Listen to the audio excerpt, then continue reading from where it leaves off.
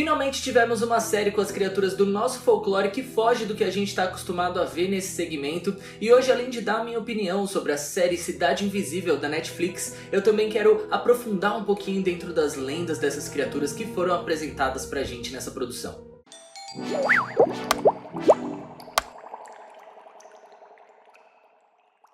Olá cabeçudos, tudo bom com vocês? Eu sou o Neno e esse é mais um vídeo do Cabeça de Tinta. E desde que Cidade Invisível foi lançada na Netflix, eu recebo mensagens me perguntando o que eu achei. Isso porque eu sou folclorista e eu estudo folclore há anos da minha vida. Inclusive, o conteúdo do meu TikTok é dedicado às nossas criaturas brasileiras. Então, se você quer saber um pouco mais sobre esse universo, não deixe de me seguir lá, tá bom?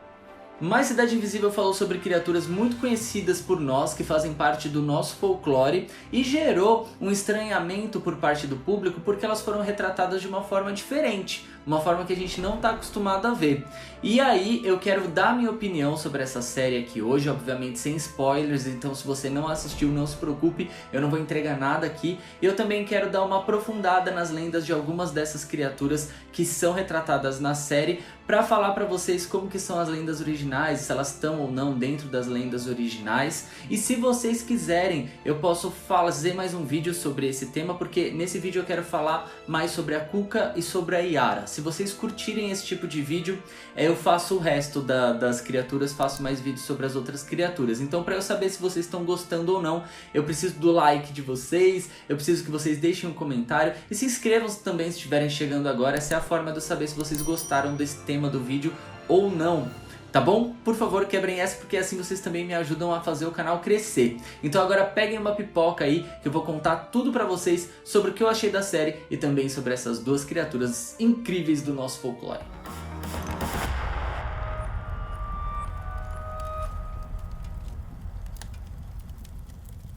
Eu vou começar falando sobre o que eu achei da série e depois eu passo a aprofundar mais as lendas, tá bom? Cidade Invisível conta a história do André, que é um policial que passa a investigar a morte misteriosa da esposa. Quando ele começa a investigar essas mortes, ele descobre outras mortes também misteriosas que podem ter ligação.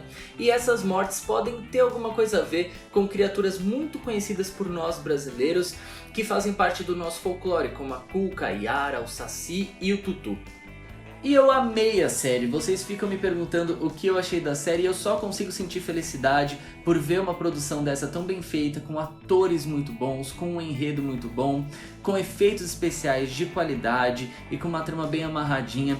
Eu achei a série muito boa e tô muito feliz com a realização dela. É muito difícil a gente ver uma produção assim, trazendo as lendas, né, para uma coisa mais adulta, fugindo completamente daquilo que a gente está acostumado a ver desde criança. Principalmente a gente que cresceu vendo as produções da Globo e da TV Cultura, do Sítio do Pica-Pau Amarelo, e também lendo os livros do Monteiro Lobato e assumindo que aquilo é a realidade, aquela é a lenda e nada pode fugir daquilo. Então eu achei muito legal isso ser entregue de uma forma corajosa, né, até dos produtores da série, por fazerem dessa forma, fazerem com mais realidade, uma coisa mais adulta, porque poderia gerar um estranhamento muito grande por parte do público e a série ser um flop total, mas não aconteceu, porque ela foi muito bem feita, muito bem construída, muito bem amarrada.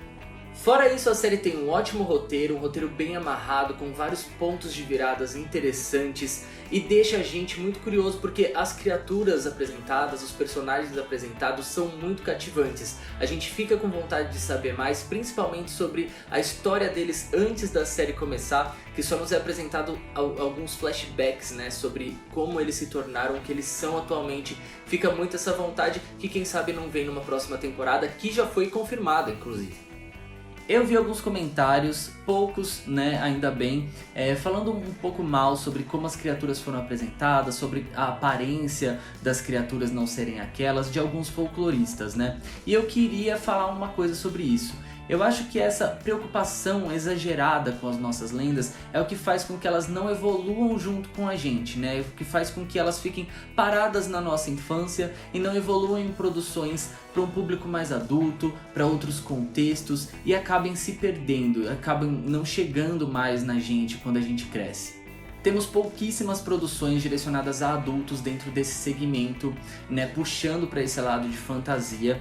E é uma fantasia. Eu acho que quando é fantasia, a gente tem que entender, ou deveria entender, que aquilo não é real ou não é literal, né? A fantasia tem essa licença para brincar com as coisas, para tirar as coisas do contexto, sem que a gente precise de fato acreditar naquilo, porque é fantasia, não é uma série didática, né? A fantasia não tem essa função de ser didática e mostrar uma coisa real como ela é, como ela foi bibliografada. De qualquer forma, não é o caso da série, mas se os roteiristas quisessem colocar as criaturas ali em outro contexto, completamente fora da realidade delas, completamente fora das lendas originais, também não teria problema, porque é uma fantasia. Vocês já imaginaram se nunca tivessem tirado o lobisomem e o vampiro das suas lendas originais? A gente nunca teria tido acesso a outras histórias mais adultas, histórias fora de contexto, fora daquela realidade onde eles foram criados. A gente não teria se divertido tanto até hoje. Então eu acho que a gente precisa começar a brincar mais com as nossas próprias lendas, com as nossas próprias histórias, para que elas evoluam junto com a gente durante a vida também e não parem só na nossa infância. Obviamente que tudo isso precisa ser feito com muita pesquisa para que não haja falta de respeito no momento dessas inspirações. Falando tudo isso, agora eu quero contar para vocês um pouco mais sobre as lendas originais da Cuca e da Yara, para que vocês façam um comparativo de como elas são retratadas na série e como são as lendas originais delas. Interpretada lindamente pela Alessandra Negrini, a Cuca foi um dos personagens que mais gerou estranhamento por parte do público que viu a série, né? Porque a gente tá muito acostumado a ver a Cuca em formato de jacaré, que é o que a gente cresceu vendo no Sítio do Pica-Pau Amarelo. Mas essa é só uma das variações da lenda da Cuca, né? Ela não é a única forma que a Cuca é retratada em diversas lendas. Em Pernambuco, por exemplo, a Cuca é conhecida como Kikuca e é descrita como uma feiticeira velha e feia. Mas na verdade a Cuca é uma bruxa brasileira, né? E a história dela tá bem relacionada com as histórias de bruxa mesmo. Em várias regiões do país ela é descrita como um ente desgrenhado e feio que vive rondando por aí capturando crianças.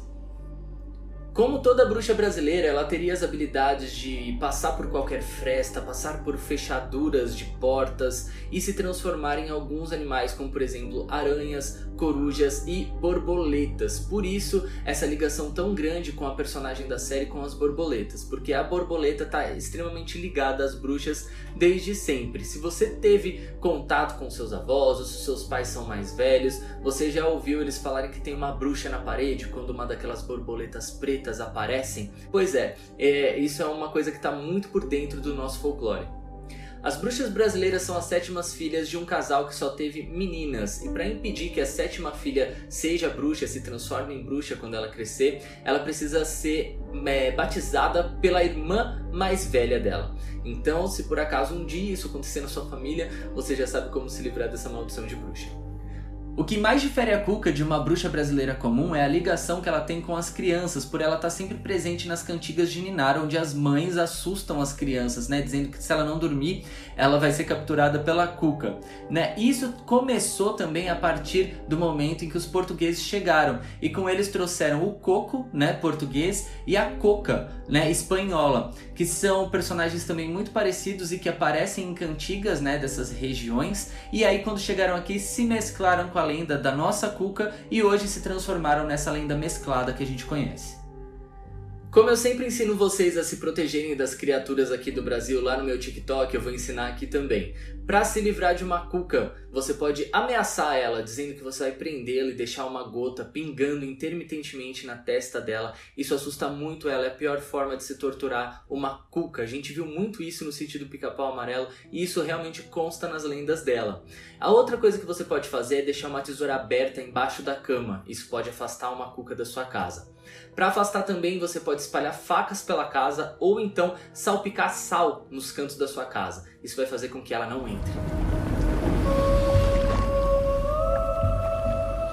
Na série, a Yara, ou a Mãe d'Água, se chama Camila e é muito explorada a habilidade de encantar da Yara, né, na série. A Camila vive cantando e fazendo com que as pessoas que a escutam comecem a alucinar. As pessoas alucinando ficam totalmente fora de si e a Camila consegue fazer o que ela quiser com essas pessoas, né? Essa é a habilidade da Yara.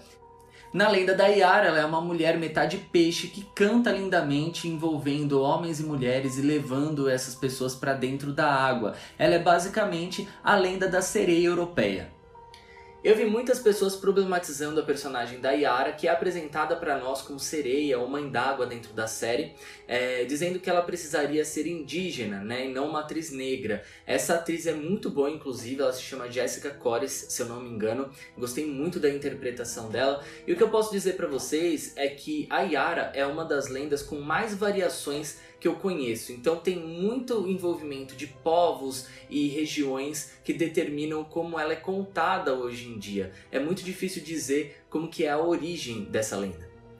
Essa é uma criatura que tem diversas aparências, isso porque ela foi sendo moldada com diversas lendas, né? Para vocês terem noção, no Brasil colonial não existe nenhum registro da Mãe d'Água. Toda vez que alguma criatura é registrada no Brasil colonial como uma criatura das águas, é sempre descrita como o Ipupiara. E o Ipupiara é uma criatura extremamente diferente, né, da Yara que a gente conhece hoje. É uma criatura agressiva, ela é conhecida por virar embarcações, por atacar pescadores e marisqueiros e se alimentar dos olhos, das pontas dos dedos e até dos membros das suas vítimas. E até das partes genitais das suas vítimas. É uma criatura bem ruinzona mesmo.